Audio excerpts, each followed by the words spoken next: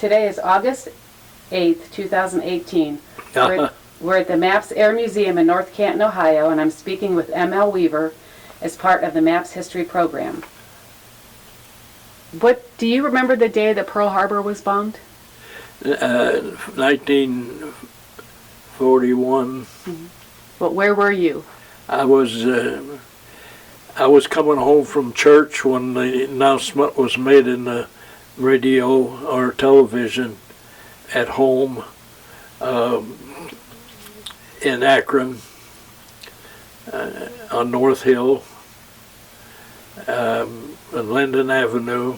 Mm-hmm. And I heard the news. Now, why do you think you were picked for pilot? I don't know. I took tests again in pre-flight school in San Antonio. We must have taken tests for a week. And they passed me as for pilot training. And then after Coleman, we went to Brady, Texas for a primary in the BT-13, which we're working on in the shop over at Maps now. And I had two experiences in BT-13. The first week, well, I was maybe 10 days. I'm not sure how long it was. My instructor, I think he liked to party because he'd take me out to an auxiliary field and he'd say, practice touch and goes, which I did. And he would go off to the windsock in the middle of the field and lay down. And we were supposed to be having duel. Well, one day we were doing this, and the winds got real gusty, and I come into land, and the wind caught me just as I started to three-point the plane, and it stood me straight up. Well, I got it back down. I pulled full power to it and finally got it, but it caught the wingtip and the center section, bent it a little bit. And he heard the emotion when I threw full power to it. And he came up and called back to the headquarters, and they said, "What are you doing and where are you?" Well, I was at auxiliary field, and he explained that. He said, "Well, we called off flying 20 minutes ago." And so I don't remember whether they came and got us. The plane was flyable or not. But anyway, I had to go before the board and explain what happened. And they said, "Okay, go to your next class. You're clear. You're free to fly." And the next day, I had a new instructor. This was civilian school too, so I had a new instructor, and his first words were, "I don't have 4 students. One of you isn't going to make it." And of course, that was kind of a shock. We all thought the same thing. It's not going to be me. And of course, we all graduated, all 4 of us. And he was murder in the air. He was really tough. And he used to take the stick and he'd jam it against your knees. I learned to fly that airplane bow-legged because I put my knees out so where he couldn't reach them. And then I had another experience in that particular plane. It wasn't my favorite. And I was out shooting, doing touch and goes, so to speak.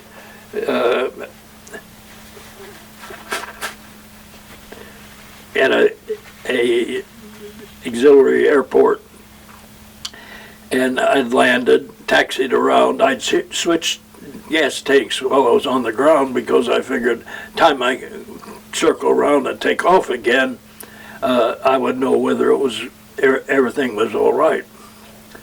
Well, I got on a downward leg and the engine quit. I looked over to my right.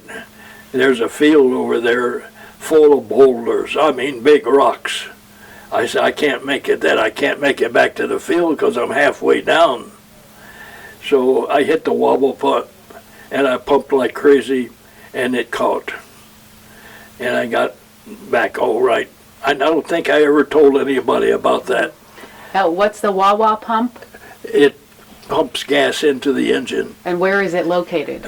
right beside the seat. Okay, and you just pump it? You just pump it. Okay. And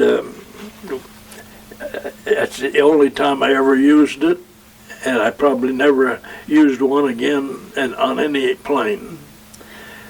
Did you get training in that? Huh? Were you trained in that, though? Oh, yeah. Well, we were explained that that's what it was for and so forth, if you ever had to use it. And, of course, I did. I said I had 2 experiences in the BT 13 that were not nice. But it was an exciting time, and, of course, we finally graduated from Brady and went to, they gave us a choice of single engine or dual. And I thought, well, dual will have a better chance after the war than single. So I took dual and ended up at Lubbock Air Force Base in Lubbock, Texas. Spent all my flying training in Texas. I always said I was in the Texas Air Force because I ended up in Texas. And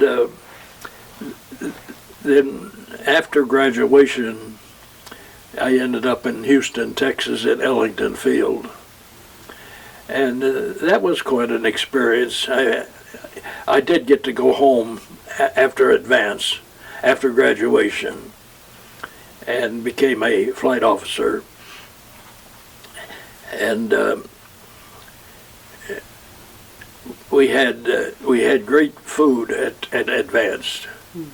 Probably the best we ever had, because the officers used to come over to eat with us, because they served us family style, and there'd be like 12 of us at a table, and they'd bring out a platter of food, pass it around. If that was emptied, they'd bring another platter.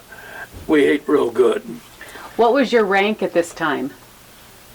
What was your rank at this time? Oh, I was a aviation cadet. It would have been similar to private, but we were cadets, and so I said we never received a medal, even a good conduct medal, because an officer doesn't get good conduct medal, and as a cadet, you didn't get one either. So you were in training to be an officer. So it was kind of comical in a way that we never received anything. But after graduation and at Lubbock, I got my orders to go to report to Ellington Field in Houston, Texas, and I never left there until they inactivated us after the war. We spent the rest of the time at Lubbock. The only thing, or in Houston, the only thing that we ever got to do, we did get brand new C-47s in, and I call them flying classrooms, because they were padded. The cockpit was padded. The rear was padded. It had desks along one side, and they were beautiful airplanes. They were brand new, coming out of the factory. Only hours they had on them was from, I guess, Kansas, someplace in Kansas. I'm not sure just where they came from, to Houston. And we were flying navigators back from Europe. The year it ended, and they said at one time we had 5,000 officers, all navigators, all ranks. And we were fly day-night missions in these classrooms, C-47s, and we'd leave Ellington in the afternoon, and we'd fly to Birmingham, which is the one flight that I took all the time, seemed like, and stay till dark, and we'd fly back at night, dark. And the navigators, there was supposed to be one lead navigator, and then the other navigators are all making charts of the trip going both ways. So one night was interesting. We had a colonel that was supposed to be a student, and he kept up bugging us at the pilots. And I finally, after the third time, I told him, I said, look, you're a student with us. You get back there and stay there. Don't come up here bothering us. And he did. And when we landed, I never saw him again. I think he was the first one off the plane, and he disappeared.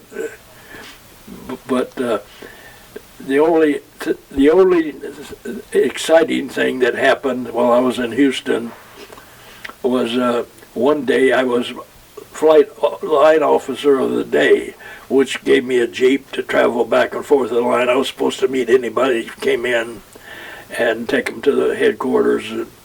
And so I went up to the tower this one period, one afternoon. It was about 4 o'clock in the afternoon, and we get a call from a B-29 that was coming in, was down off over the Gulf, and he says it's got one engine on fire, and wanted to know if he could land in Houston and Ellington. And the sergeant in charge of the tower turned to me and asked me what I should do. I said, well, tell him to come on in. There's no wind. So I said he can land north instead of regular routine. And we watched till we could see him coming. Well, there was no fire. He had feathered the outboard engine on the right side. We could see that it was feathered. And he came in and landed. So the sergeant kept asking me, well, what should we do? I said, well, tell our people to stay away from the field. We got an emergency. We got B-29 coming in on emergency. And if they have any problem as far as gas, we'll take care of that separately. But nobody had any problem. So they stayed away from the south end of the field. Well, when the plane landed, I went down and got in my little Jeep and ran down to the flight line where they parked it. There was nobody there, or they'd already left. So I got to go through the B-29. That's the only time I ever was even close to a B-29. Now, you said they had feathered the engine. What is that? Beg your pardon? You said they had feathered the engine? Yeah. What does that mean? It stops. I don't know how to explain that. You can fly on 3, but if it's not feathered, it will windmill. It'll keep turning. But it turns the blades so that they're flat and to the wind, and it stops. It won't turn. And then I met and I've often wondered who I met. He was from the school in Georgia. I went blank.